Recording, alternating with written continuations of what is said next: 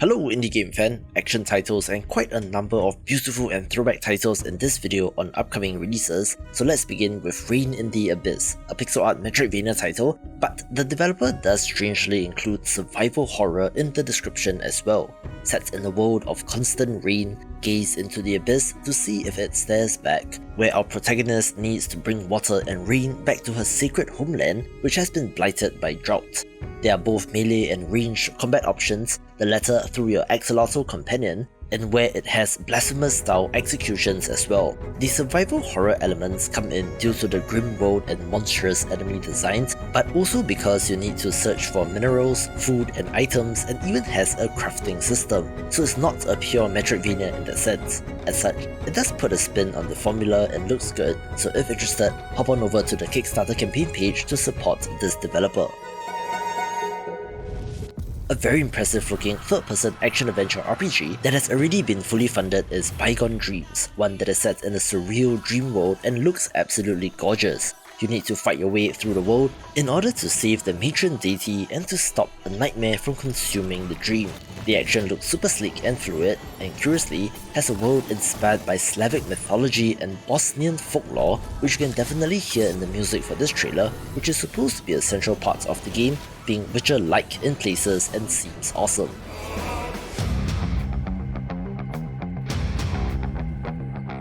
This video is brought to you by Survival Nation Go, a more traditional video game adaptation of a popular VR title named Survival Nation, in which you play as a survivor in a zombie apocalypse. This is an online multiplayer-focused survival game in which you need to eat and drink, having to scavenge for resources, hunt animals, fish, forage for vegetables, and even cook food, all while having to avoid getting killed by zombies. The multiplayer focus is geared towards co-op, where venturing out in groups is always safer, and for those more adventurous, there will be a survival PvP mode as well, but if either of those are not to your taste, the game is fully playable solo as well. There are RPG progression systems like leveling up and learning new skills, as well as events and activities like treasure maps and roaming bosses, so if interested, wishlist the game via the link in the description below.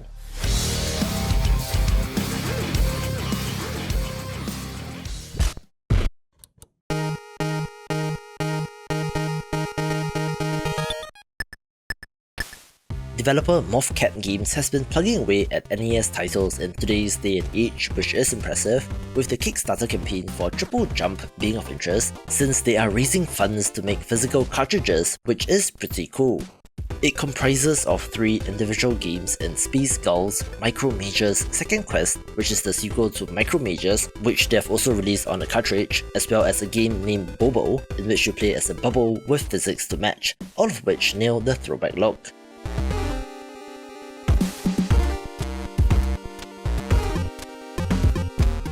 The best part is that these games are already complete and the Kickstarter is primarily for the making of cartridges, so if you love the NES, this might be of interest.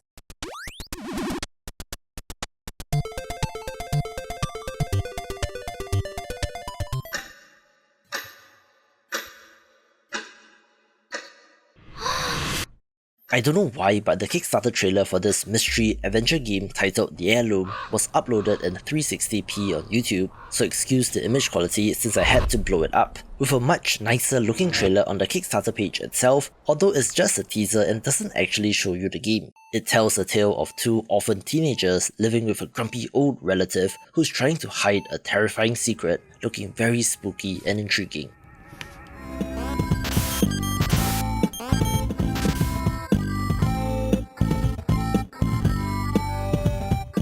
I told you that I had a number of throwback titles in this video, so how about Wink and the Broken Robot, a self-described open-world adventure platformer inspired by Super Mario Land 2, Yoshi's Island and Link's Awakening. You play as an anthropomorphic eyeball, exploring this post-apocalyptic world, coming across various interesting characters on your journey to help recover the stolen parts of a robot.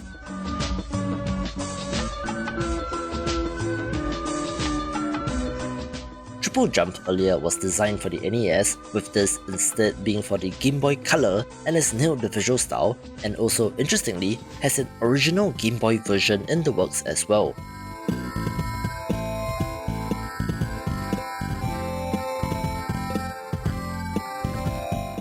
The campaign does have tiers, which will give you the cartridge, but also has ROM-only tiers, where all these throwback titles on Kickstarter made for older platforms usually have the option for both, so if you don't have access to the console or handheld, an emulator will work as well.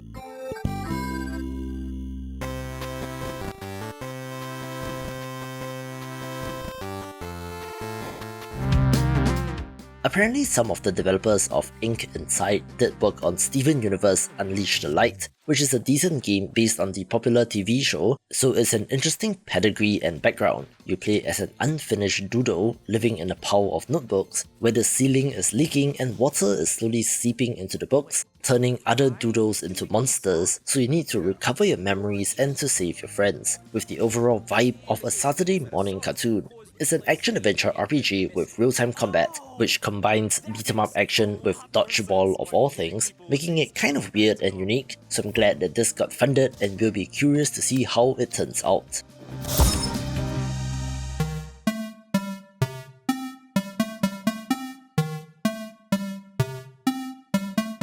Our final throwback title is Aaling the Ghost, a classically designed turn-based RPG made for the Game Boy Color as well, and looks fantastic in my opinion, having an awesome throwback look which I love, probably because of all those hours spent with the Dragon Warrior Monsters games. Our protagonist lost her life and was sent into the underworld due to a bureaucratic mistake, and after failing her appeal, she decides to seek help from a goddess in order to escape. There's turn-based combat, but also has the option to talk to enemies, kind of Undertale style, as well as key items like a flute, environmental puzzles in the overworld, and more. Interestingly, the Kickstarter does not include the cartridge, but higher tiers gives you a reservation on physical copies to be made at a later date, so do note that point going in.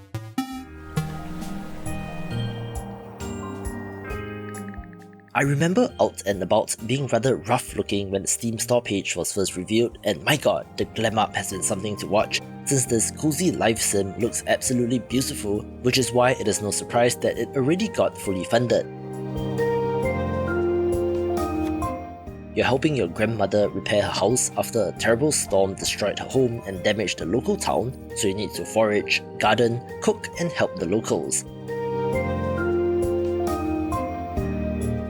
It's nice to see games move away from the farming aspect, since more variety is always nice, so cozy game fans, this one's for you.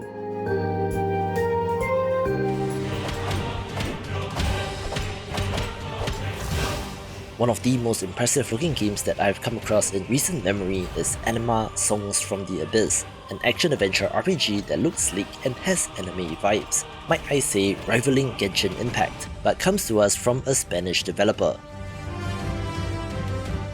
The action in this looks top-notch, and some of you may love the fact that this is not a Souls-like, having faster-paced hack-and-slash action instead. It's drawing from games like Devil May Cry, Modern Zelda, and Nier Automata, and has extensive lore and world building for you to explore. They seem to have thought this through and have a lot of detail on their Kickstarter page, with it almost doubling its target for good reasons since it looks mighty impressive.